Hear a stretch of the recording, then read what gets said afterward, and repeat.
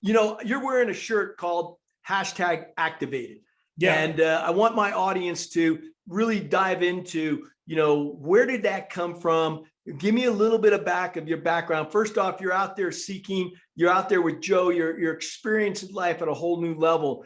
But why is that? Yeah, so I grew up the son of an entrepreneur in New Jersey, and I knew I would always be an entrepreneur. So from an early age, I also at the same time was started gambling when I was 10 years old, and I gambled At 10 years old, 10 gambling years with old. money or gambling with what? Money. I worked for my dad since I was 8, so he would pay me to go work, and then I would take that money and give it to the guys in the warehouse, my dad's store, and they would take me to the horse track, and then we would bet on horses in New Jersey. Wow. And then that elevated to football games, and that elevated to little league coach being a bookie and him taking bets.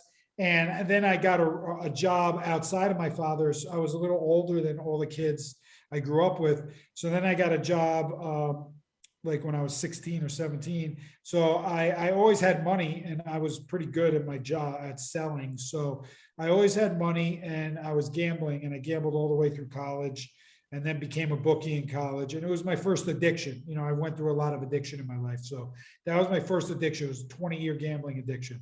And thankfully I'm 15 years plus clean now. But growing up, I knew I was going to be an entrepreneur, and I was gambling a lot. So money was all around me, and my focus was on gaining as much money as I possibly could. And if I did, then I would be happy. This is, from my father, from the media, from friends, from, the societal pressures. That's what I believed. And that's all I knew and all I focused on. So after I graduated college, I got a job in the city, and I started selling sports advertising, and I made a lot of money. I was doing really well. But I was pissing it away on gambling. And at that time I started doing coke and weed and a bunch of other stuff.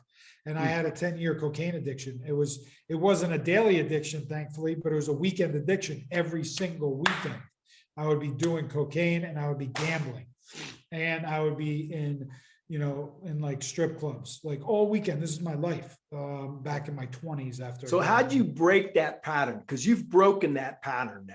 Yeah. How did you do that? So first thing I did was I went to Gamblers Anonymous, and it saved my life. My brother was actually going, and he wouldn't let me listen to sports radio when we were in the car together.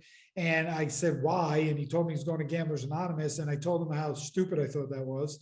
And then over the weeks and months, I started seeing him being lighter and everything. And then I was like, you know what? I want to come check this Gamblers Anonymous out. I want to know what they did to my brother.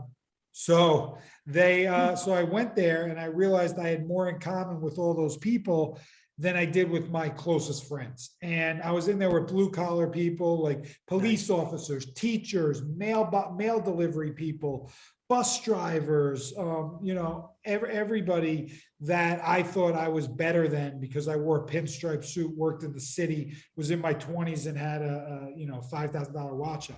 But it all meant absolutely nothing in the big scheme of things. So Gamblers Anonymous saved my life in a sense.